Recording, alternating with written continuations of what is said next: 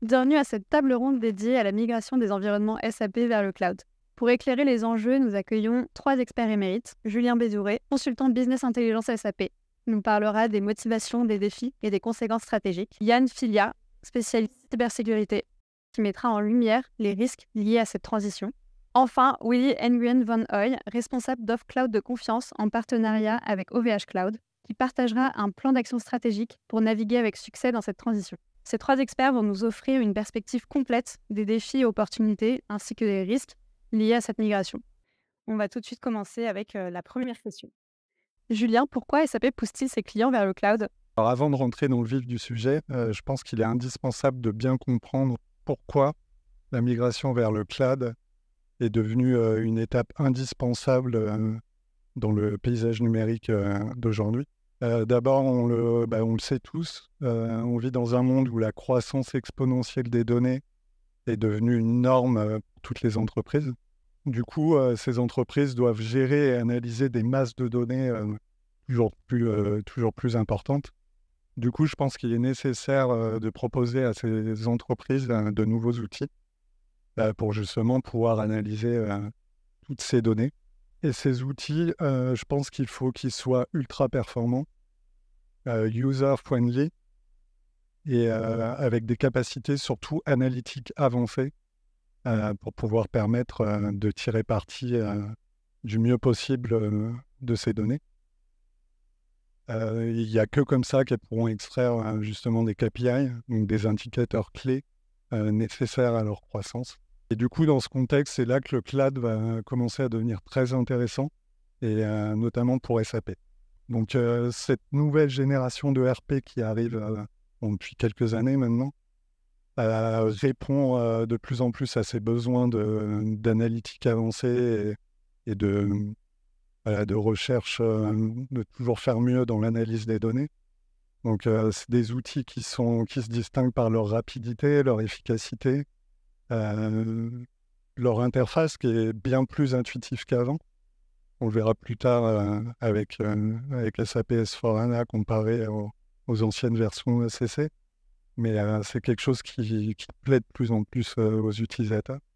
Du coup, ouais, cette nouvelle génération de RP permet d'utiliser la business intelligence de manière bien plus efficace en temps réel, et ce qui permet aux entreprises une prise de décision qui va être bien plus juste et bien plus éclairée, et surtout plus rapide.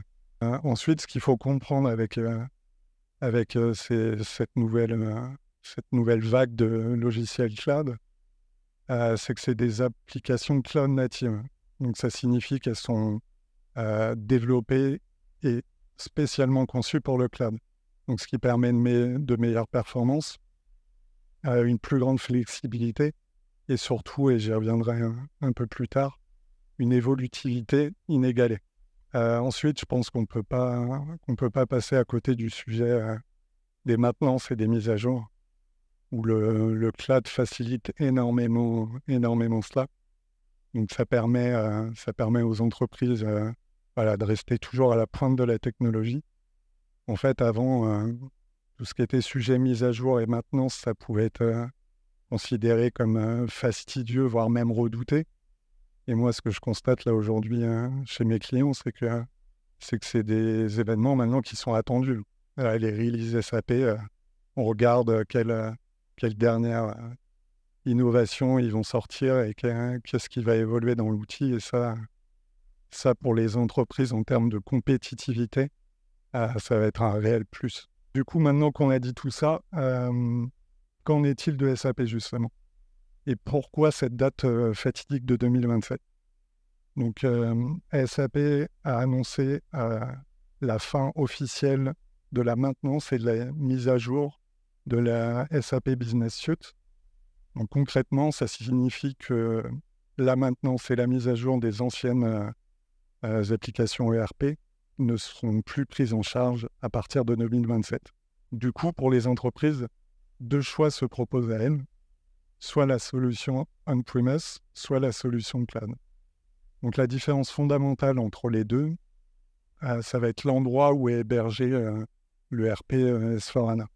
Donc d'un côté, on-premise, qui va être sur les serveurs de l'entreprise, et l'offre cloud qui va être sur des data centers sécurisés et homologués SAP.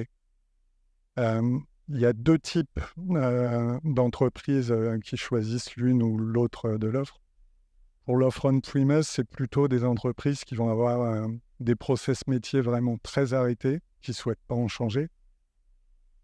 Ensuite, cette solution offre quand même une plus grande personnalisation de l'outil, ils l'ont chez eux et ils peuvent en faire un petit peu plus ce qu'ils veulent.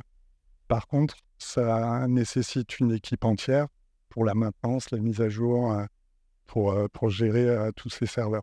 Et de l'autre côté, on a l'offre cloud qui va plutôt être destinée à des entreprises en pleine croissance et qui veulent évoluer avec leur outil et profiter justement des dernières innovations que propose SAP.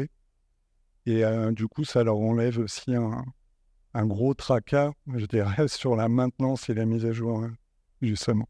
Willy, je vous vois réagir. Est-ce que vous souhaitez ajouter quelque chose ? Oui, un des éléments fondamentaux aujourd'hui en termes de gestion de risque pour nos clients, ce sont justement la gestion de la dette technologique. Donc, l'idée du choix entre une solution on-premise et le cloud, c'est justement mettre le bon curseur au bon niveau pour la gestion de ce problème-là. Merci beaucoup. Julien, je me tourne à nouveau vers vous. Vous parliez d'innovation technologique. Justement, que propose SAP derrière son cloud ?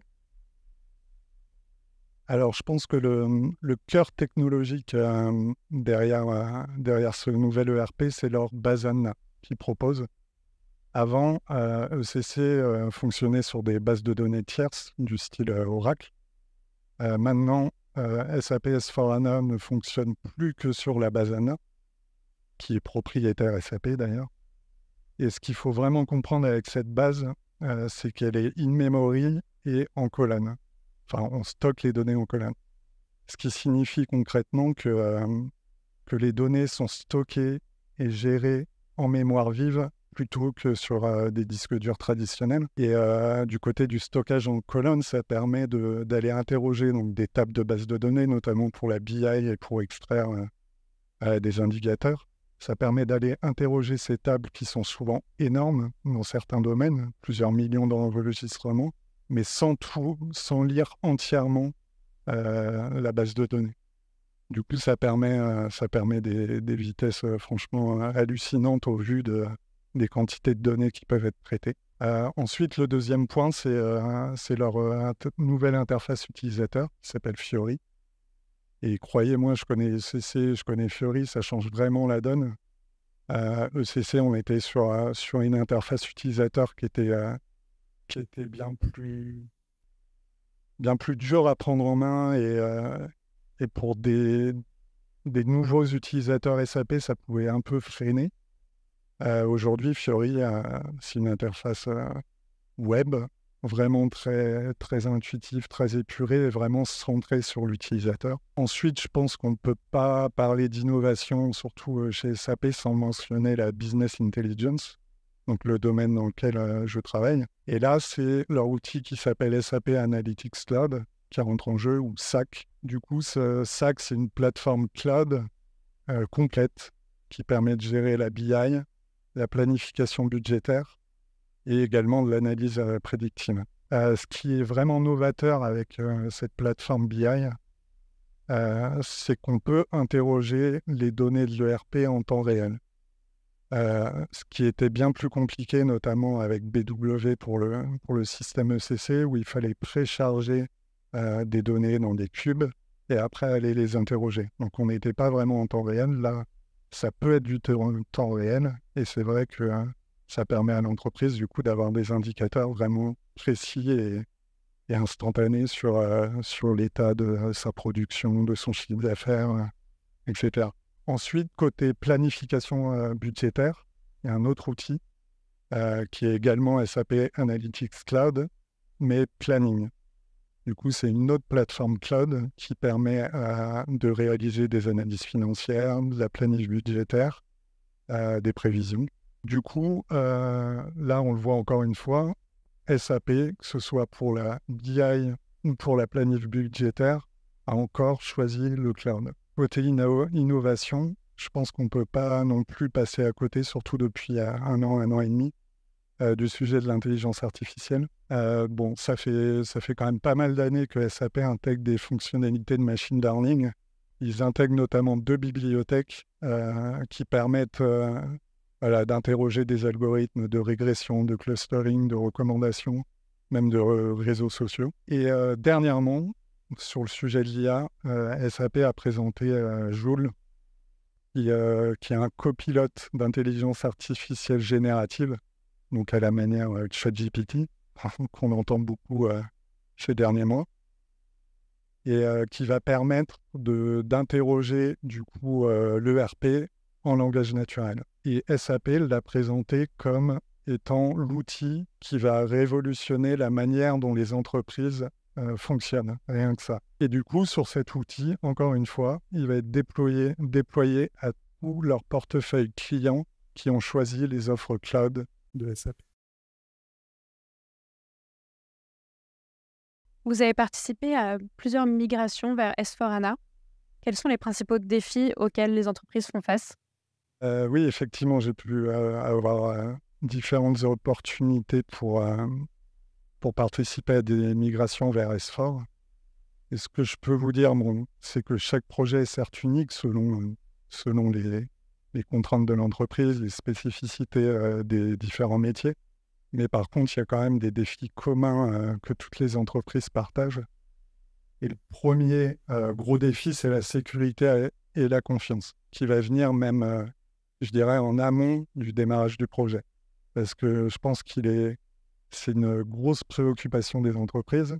Et je pense qu'il faut les rassurer dès le début sur ce sujet-là. Et il est important de détailler comment les données sont protégées, comment les normes sont respectées et comment SAP répond justement aux normes internationales de sécurité. Mais je pense que Yann sera bien mieux placé que moi pour... Merci beaucoup, Julien. En fait, je vais juste rajouter un point. Il faut imaginer que c'est un actif qu'on a protégé pendant des années. On a mis des firewalls devant, on l'a cloisonné. C'était vraiment le cœur du système d'information dans un modèle très château fort. Okay, on parle du modèle château fort en cybersécurité.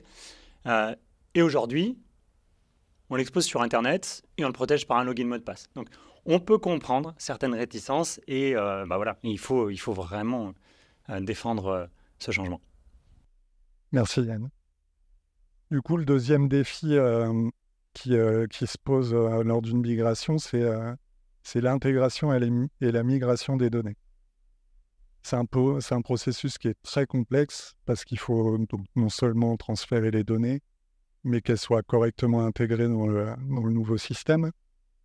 Faut vérifier que ces données, du coup, sont toujours efficientes, notamment en BI, et que tout ressort bien. Mais aussi, il faut en profiter pour essayer d'exclure des données qui pourraient être obsolètes et du coup fausser certains indicateurs.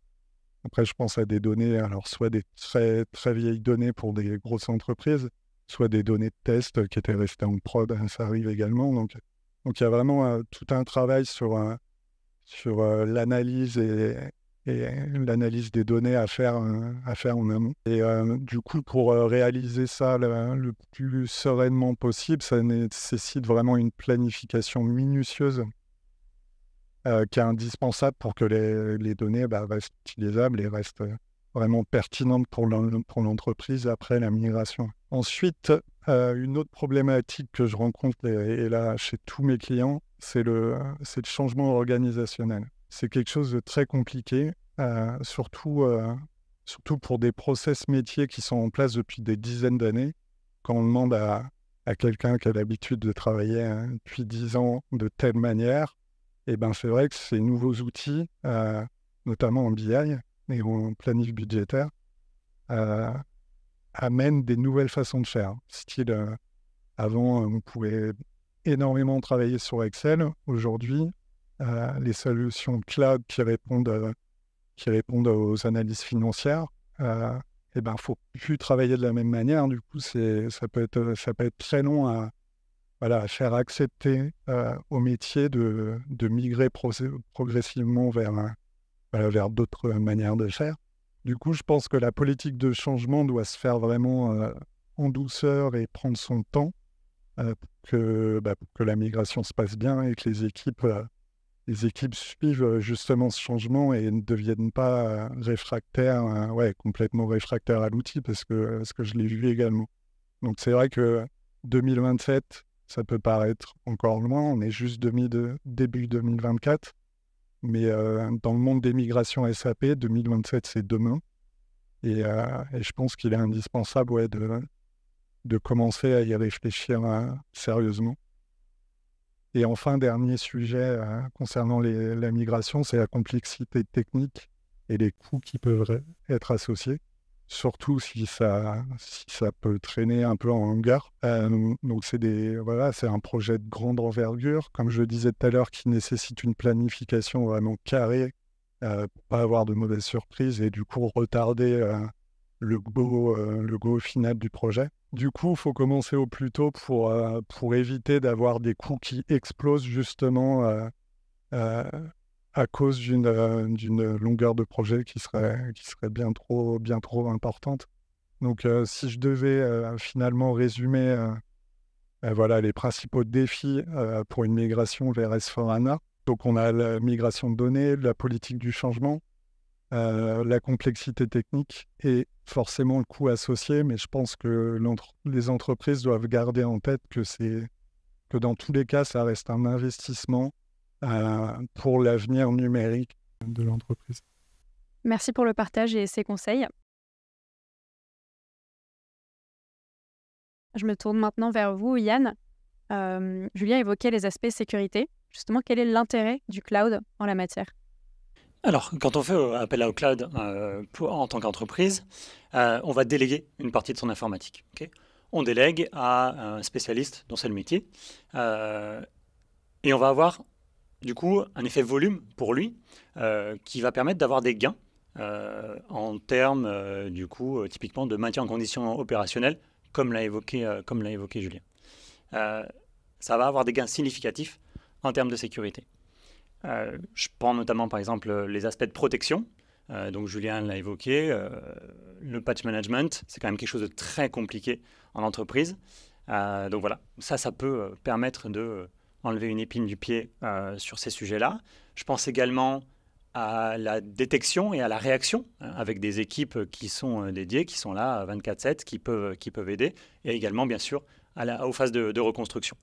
Donc on va avoir ces gains-là en termes de sécurité, c'est évident.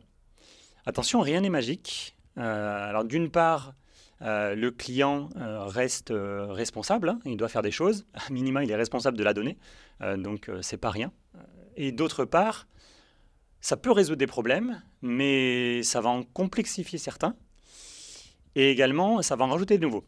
Donc je vous prends quelques exemples.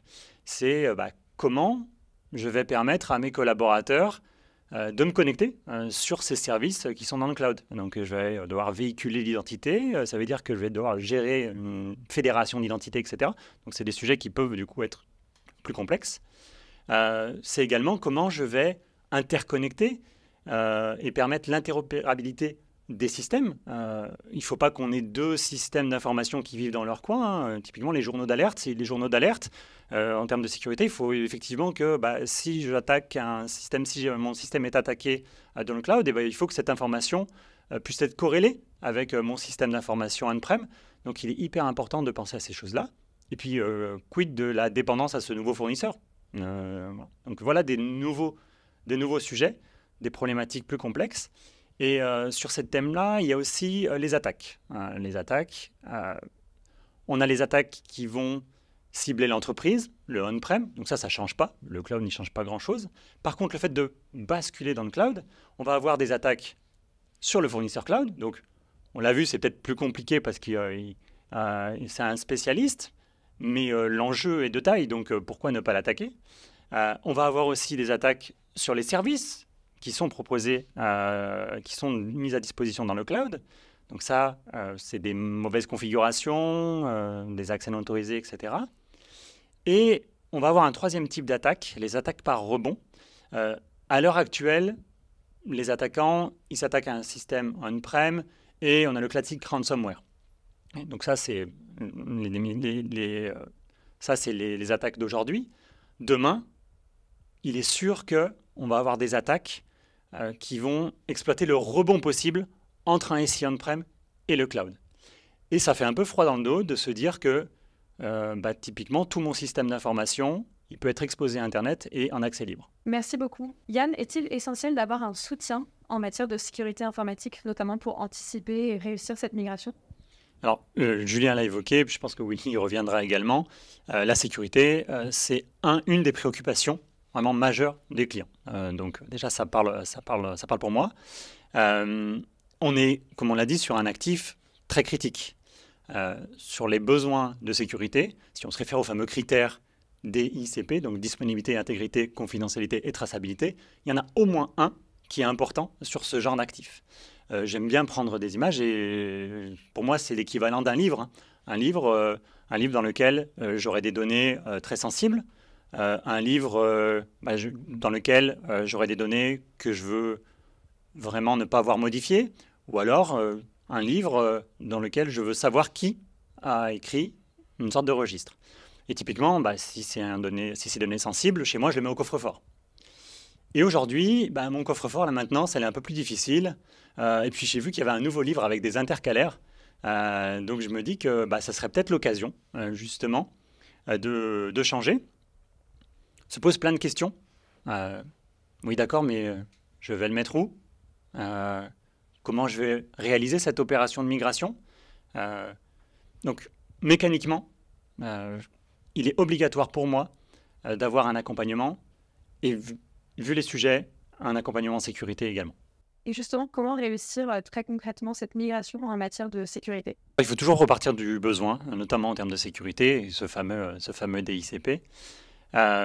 Si je reprends l'exemple de mon livre, c'est est-ce que je le mets dans la salle des coffres d'une banque ? Est-ce que plutôt je vais le mettre dans un relais colis avec des armoires ?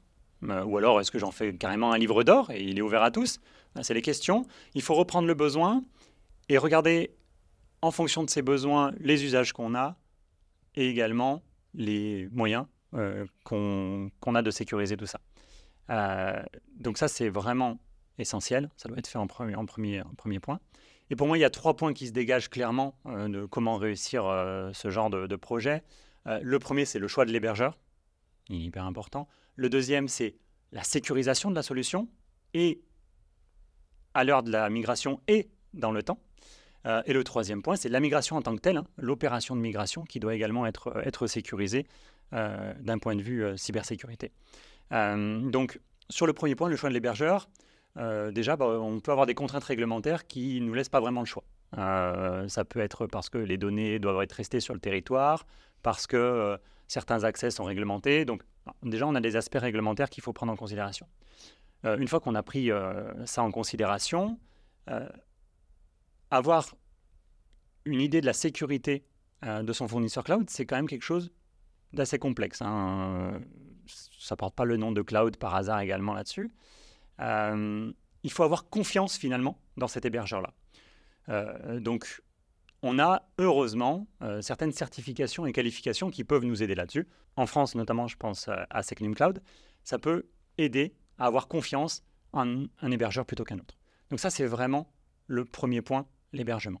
Ensuite, le deuxième point, c'est la sécurité du service. Est-ce que je reproduis tel quel ce que j'avais dans mon modèle château fort ? Est-ce que, du coup, comme il y a des nouveaux usages, j'en profite pas pour faire différemment avec des accès, des collaborateurs en mobilité, en déployant du MFA. C'est vraiment ce genre de choses qu'il faut penser. Attention là encore, parce que si je permets à mes collaborateurs en mobilité d'accéder à du SAP, on voit que une partie de la sécurité doit également reposer sur le terminal. Et donc, ça change beaucoup de choses. Ça ne change pas que la sécurité de SAP, ça va changer aussi la sécurité que j'apporte sur ce terminal. Donc, c'est important de l'avoir. à l'instant T et également sur les objets futurs. Julien l'a évoqué, on parlait d'intelligence artificielle. L'intelligence artificielle, ça veut dire travailler sur des modèles avec beaucoup de données.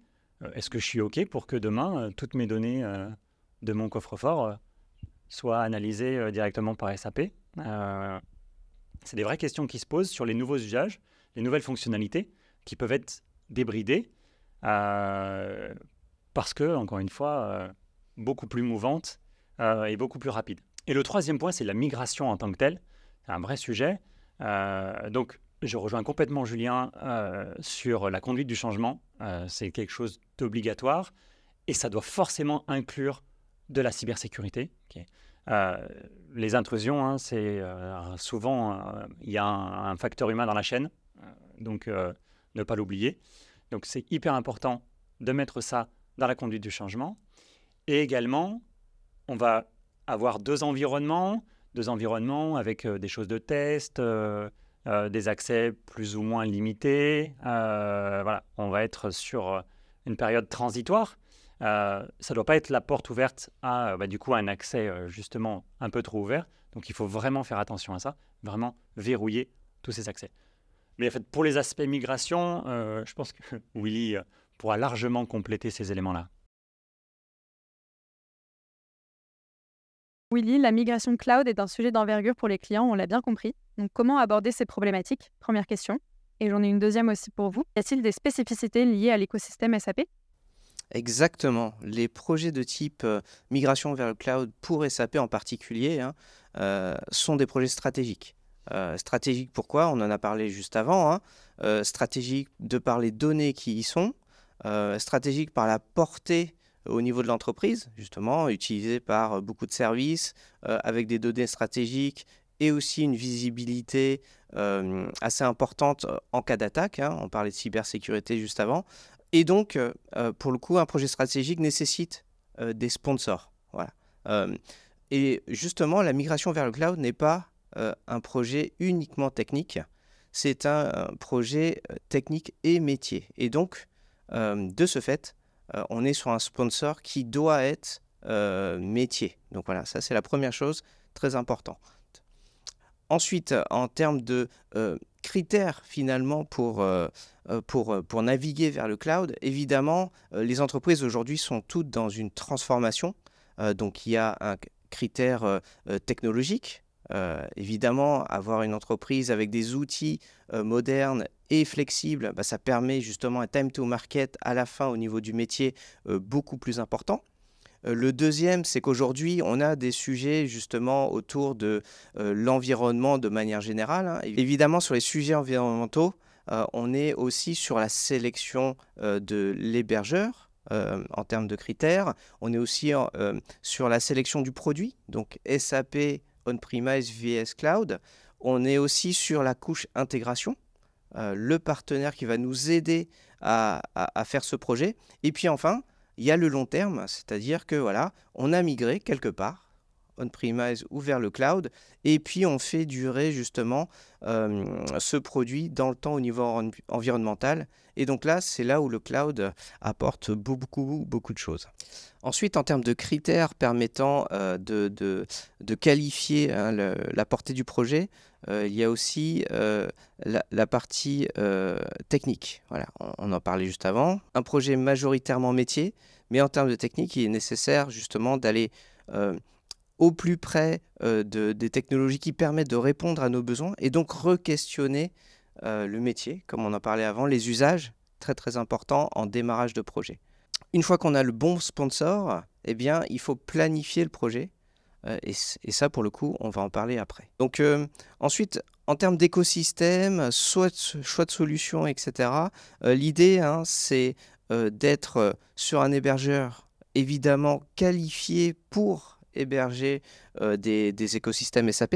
Il y a une certification, une qualification plutôt, qui tourne autour de ça. Il y a aussi prendre le bon intégrateur qui a les qualifications et l'expérience de ces projets de Move to Cloud.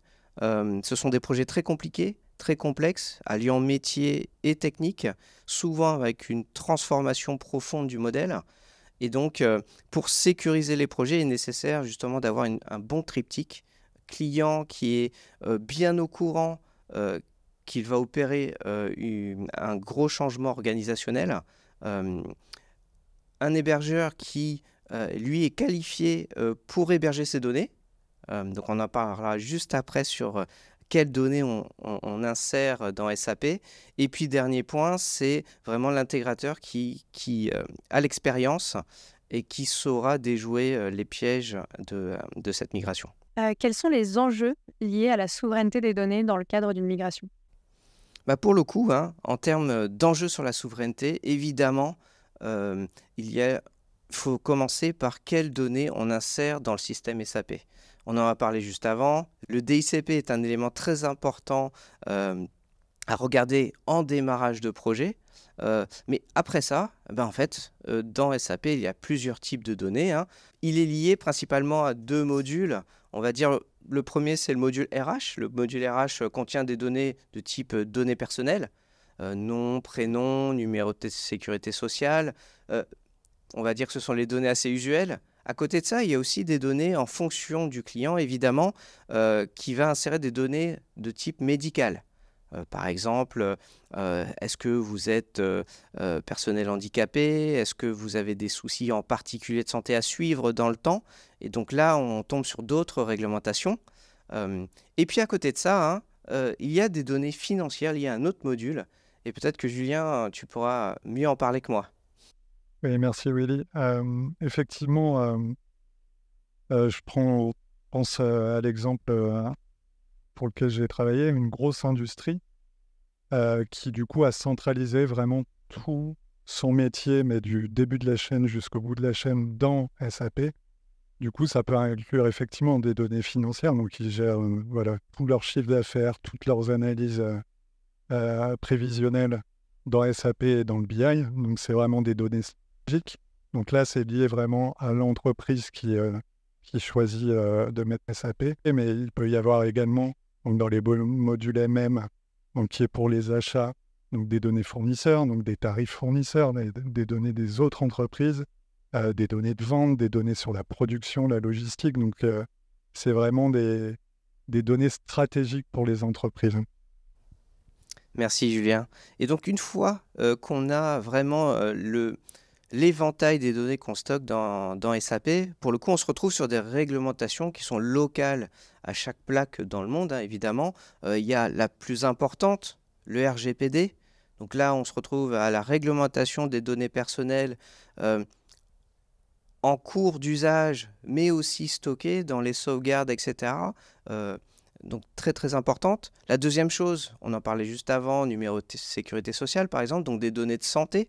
Donc liées à des réglementations qui sont encore plus restrictives. Et enfin, il y a des réglementations de type territorial. Donc là, on se retrouve pour le coup sur de la souveraineté pure et dure dans le vrai sens du terme. Par exemple, pour la France, est-ce qu'il faut être lié à des enjeux d'extraterritorialité? Voilà. Et comment sécuriser le delivery de ces projets, même lorsque les plannings sont ambitieux? Très très bonne question. Une fois qu'on a tous les prérequis, donc on a le sponsor, on sait quelles données on insère dans SAP et on sait à quelle réglementation on doit faire face, on parle de projet stratégique. Donc il faut planifier en amont, avoir l'aval des sponsors, être sûr évidemment côté client que le mindset est le bon pour cette transformation. L'accompagnement au changement, on en a parlé avant. Donc vraiment, c'est le côté avant-projet. Ensuite, la deuxième chose, c'est ne pas être trop ambitieux. Il vaut mieux partir sur des stratégies, par exemple, qui commencent par un POC, un MVP, si on veut parler tous les langages, ou quelque part, on va sécuriser le fait qu'on va pouvoir y aller. Ça, c'est très, très important. Beaucoup de projets aujourd'hui, même en dehors de SAP, partent beaucoup trop gros, glissent au niveau planning et pour le coup sont finalement annulés à la fin avec déjà quelques millions d'euros dépensés. Voilà, donc la bonne stratégie, c'est commencer par un POC, valider le POC, évidemment trouver aussi certains écueils qui vont devoir être traités dans le cadre du vrai Move to Cloud. Donc là, c'est une question de stratégie. Ensuite, évidemment, les bonnes personnes au bon endroit.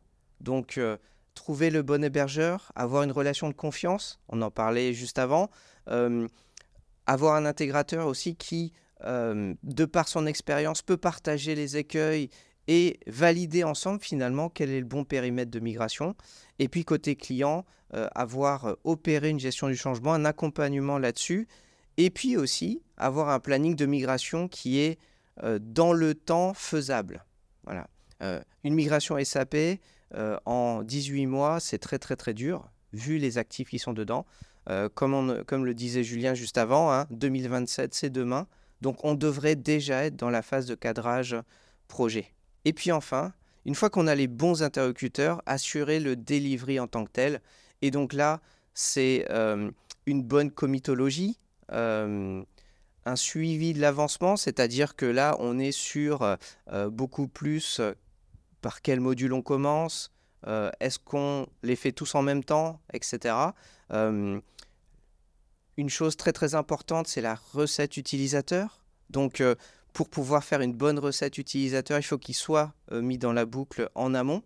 Voilà, c'est un des écueils des projets de migration souvent, c'est qu'on invite les utilisateurs à tester seulement à la fin, alors qu'on ne leur a pas forcément demandé ce qu'ils utilisent aujourd'hui dans ces modules. Voilà, donc ça c'est vraiment très très important. Et puis enfin, vous avez la phase de clôture du projet et le passage vers le maintien en condition opérationnelle. Et là, pour le coup, c'est vraiment une formation, un accompagnement des équipes qui vont faire ce maintien en condition. Et c'est là où le métier change lorsqu'on fait un passage dans le cloud. Les activités ne sont plus les mêmes. Et donc, il y a soit du reskilling de nos équipes, soit l'aide d'un intégrateur pour accompagner justement ce changement vers justement des choses beaucoup plus modernes, quelque chose de plus simplifié aussi pour l'entreprise. Et puis, quelque part, on parle de projet de migration.